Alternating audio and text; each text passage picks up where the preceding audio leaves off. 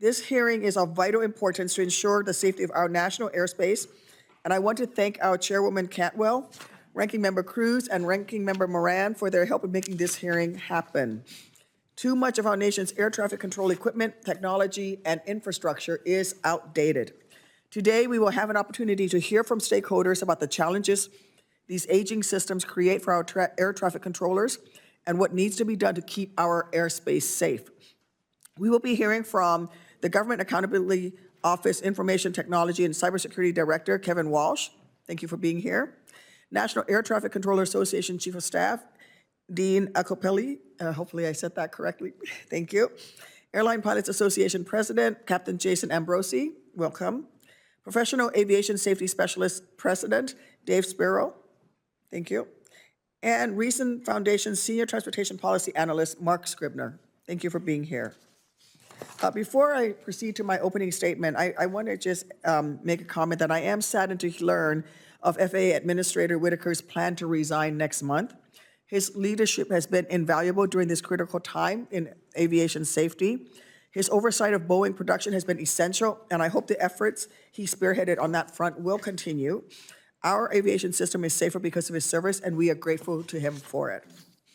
I will now recognize myself for the opening statement. In the years immediately following the pandemic, we witnessed an alarming series of close calls in commercial aviation. Last year, we saw a terrifying image of a JetBlue flight attempting to land in Boston that came within 400 feet of a Learjet taking off. In Austin, we saw a FedEx cargo plane attempt to land on the same runway where a Southwest 737 was about to take off. The two aircraft came within less than 200 feet of each other. Our committee held hearings and worked in a bipartisan manner to pass an FAA Reauthorization Act to make our skies safer. The new law, which is still being implemented, makes important investments in air traffic controller staffing and surface detection technology. But we cannot rest on our laurels. Safety requires constant vigilance, which leads me to today's hearing. The safety of the flying public depends upon well-equipped air traffic control systems. Our air traffic controllers work tirelessly to manage our national airspace, but they rely on increasingly outdated facilities and equipment.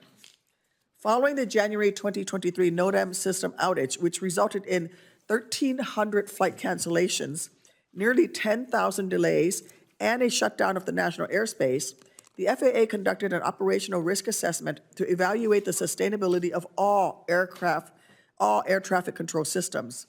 In September, drawing upon that work, the Government Accountability Office, the GAO, conducted its own analysis and issued a report warning FAA actions are urgently needed to modernize aging systems. 51 of our nation's 138 air traffic control systems are unsustainable. That's more than 1/3. According to the GAO, 17 of these systems are critical for safety and efficiency, yet FAA will not be able to modernize some for 10 to 13 years, and as of May 2024, did not even have investments planned for 4 of them. Some ATC equipment is getting so old, service and replacement parts are no longer available.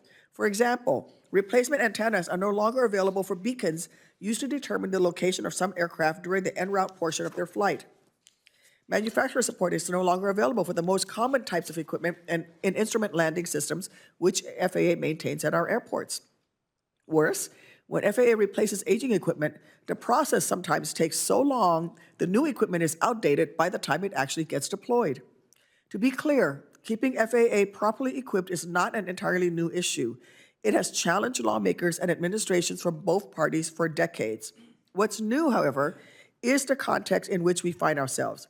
Our air traffic control equipment and facilities are aging while our system is still under post-pandemic stress and contending with rising demand. Close calls are still happening. A few notable examples from this year demonstrate the type of safety risks that we're seeing.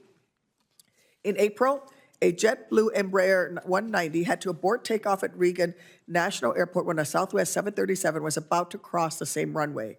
In May, an American A319 had to abort takeoff at DCA after reaching about 100 miles per hour because a smaller plane was on a final approach to an intersecting runway.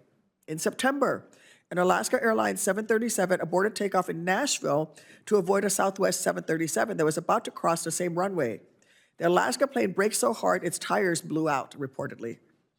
There is a growing consensus across a wide range of aviation stakeholders that Congress needs to address this issue.